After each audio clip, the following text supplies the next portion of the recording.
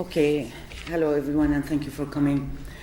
This presentation is based on my experience in the first Intifada as an activist, and on interviews with the leaders of the first Intifada and Palestinian Authority officials, I would say, conducted by myself and by my colleague.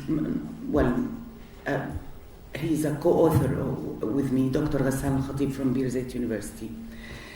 Well, to understand why we are in this situation now, I think we have to go back to the first Intifada.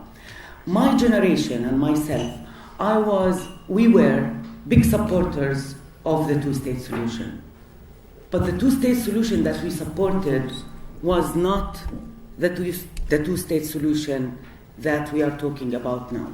It was different. When the first Intifada started, it involved all segments of society. Everybody was involved in the first Intifada. And the reason for that is that everybody was subject to the repressive measures of Israel. There were no distinct class or VIPs. We were all under the same oppressive measures. Prolonged curfews included professionals, workers, children. Everybody was subject to that. So now the first Intifada, as you probably all know, bruised Israel's image internationally. And Israel was unable to crush it. It was bottom up. The leadership that was formed, called the Unified Leadership, was in harmony with the national consensus, was part of the people. We were all together in the streets protesting the occupation, along, by the way, with peace activists from Israeli peace activists. We all called for the end of occupation and the two-state solution. However, the Palestinian leadership, the local leadership of the Intifada, built a strategy that started with the issue of Jerusalem, the illegal Israeli settlements, and the right of return to 1948, by the way, not to 1967. That was, and according to international law, according to UN Resolution 194, this is new to us, that is Palestinian refugees to go back to 67. So the Palestinian local leadership insisted on a comprehensive solution for Palestinians. Yes, accepted the two-state solution. However, the core issues that were compromised by the PLO were top priority for the Palestinian leadership. Now, Israel played like any colonial rule, divide and rule. They went to the Palestinian leaders in prisons, because Israel arrested leaders and activists, and said to them, let's conclude an agreement and bypass the PLO, forget the PLO. But they refused, they rejected. Then, maybe you all know, there's no time to talk about this, when the first Gulf War started and the US was enthusiastic about a process, Israel agreed to go to Madrid, but the condition was not to include PLO members, only local Palestinians from the West Bank and Gaza Strip, excluding Jerusalem. So, and then concluded to Washington talks. In Washington talks, when Palestinians started to negotiate with Israelis, they didn't go anywhere. And they were described by the chief negotiator, Uri Savir, as rigid. So they started the secret channel in Oslo. And they isolated the Palestinian leaders in Oslo using arm twisting, also divide and rule. Even Abu Ala or Ahmad Qurea, in his recollection of what happened in Oslo, he felt that Palestinians thought Israel wanted to keep the Washington Channel alive because they wanted to bypass the PLO. So they were under this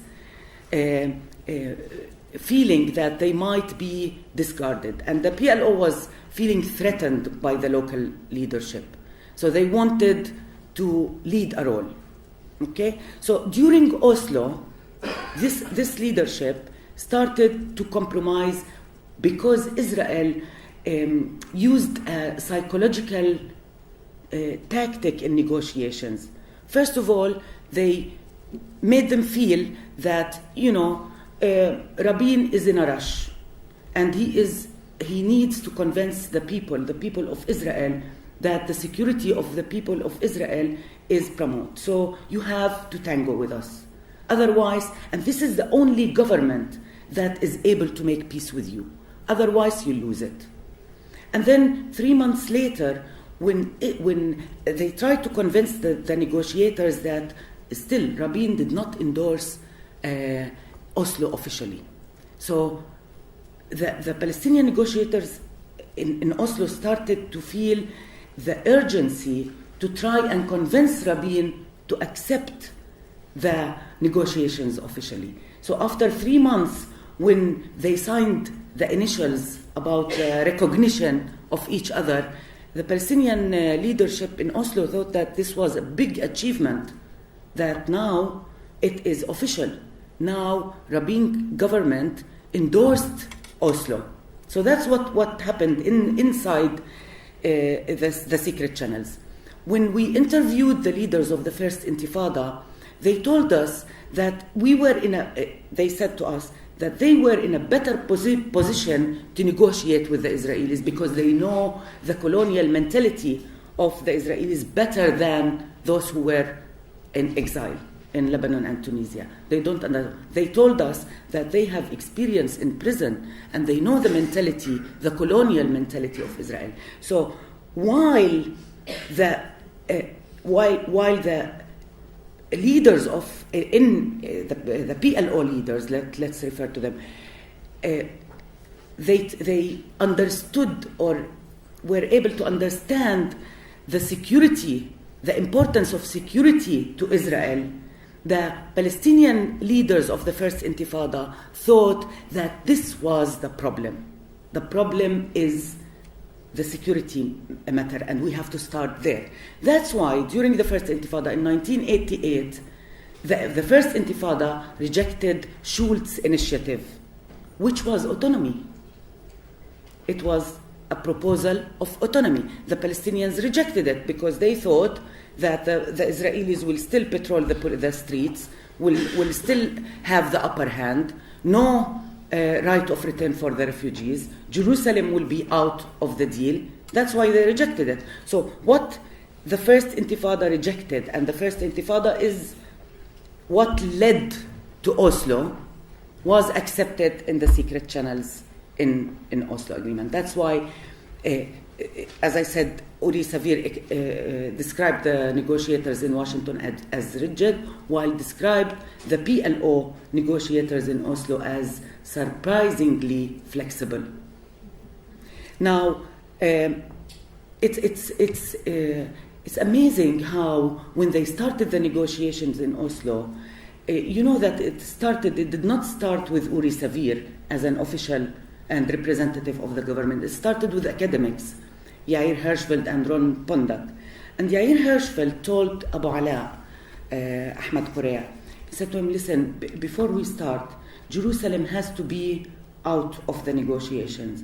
As a matter of fact, the government of Rabin is surprised how you agreed with the Likud to exclude representatives from Jerusalem in Madrid, and now we cannot change it. So it has to remain like that. Also, Yair Hirschfeld told Abu Ala, why are you so concerned about the closures? When Abu Ala brought up the closures and especially the closure of Jerusalem, which started before Oslo, you should look at it positively. This is the meaning of the two-state solution. This is the meaning of division. That's why the closure is there. Also, you talk about the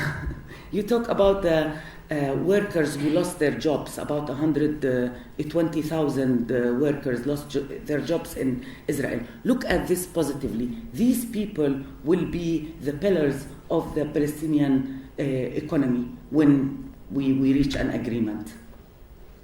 So lots of art twisting, lots of ambiguity during the Oslo process.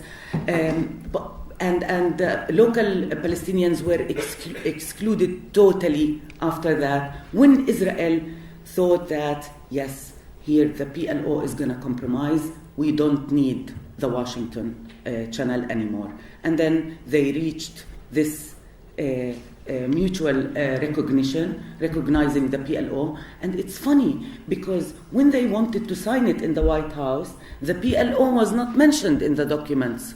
And there was a problem. It has to be delayed until they fixed it. So the deception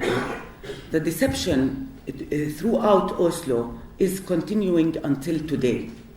Everything is in the name of peace. Everything is, if you want peace, let's do this. The security cooperation. I mean, the security cooperation for the Israeli negotiators, they made it clear during Oslo process. Security is sacred, and you have to tango with us on this. You have to fight terrorism.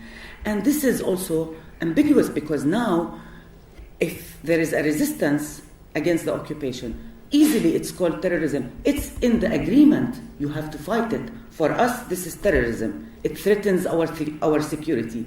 So this is what happened, and this is what is continuing until today. I mean, when the PNA was established in 1994, when they came back to Gaza, and the Palestinians call it Black Friday, they killed 13 Palestinians who protested. And this is continuing, as Ala just explained. So the problem is, if we compare it, the transparency. The Palestinian local leadership in the first Intifada was transparent and in tune and in harmony with the national consensus. While the Palestinian, the PLO in Oslo, it was a surprise for us. And I must admit, I supported Oslo, but before I read it, and before I experienced the consequences of Oslo on the ground. And the reason, it's not only me, all of my generation. And the reason for that is because we trusted the PLO. And we always thought that the PLO is our sole representative and wouldn't, in a million years, compromise our rights. That was the reason. As a matter of fact, Abu Ala in his book, or Ahmad Kureya, he mentions that Ahmad Ghunaim told the PLO leaders, we supported Oslo, but we didn't read it because we trust you. However, now, the way we live, the fragmentation of the land, not only it's the fragmentation of the land, it is every single aspect of Palestinian daily life is controlled by Israel, now coupled with cooperation with the PNO, with the PNA. So the situation now is not only about what shall we do with Oslo. The situation now is that Oslo is so entrenched and the consequences of Oslo is so entrenched, not only in the West Bank and in the Gaza, the consequences of Oslo also in the Gaza Strip. However, I must say that resistance is continuing, and as Ilan said, it's not up to the leaders, it's up to the people. It's not up to the Western countries anymore. I don't know how Britain, for example, that imposed on us the establishment of the Israeli state, now is still in the same mentality, trying to impose on us what is the best for Palestinians by accepting that refugees go to the 67 without asking the refugees what they want. This refugee community, they have a voice and they can say what they want to do. It's not up to Western power to impose the solution. Zero? Okay, so what I mean is that resistance is continued. I mean, there is also cooperation between us and Israelis who now believe in full rights for Palestinians, even better than the first Intifada, by the way. Because in the first Intifada, when we cooperated with Israeli peace groups, we did not discuss the details. And we had Zionists who wanted to end the occupation, but we did not discuss the details. When the refugee issue started to surface, many of those activists disappeared. However, now those who cooperate with Palestinians, protesting the wall in Bil'in, in Jahalin, they all endorse the full rights for Palestinian people. Thank you.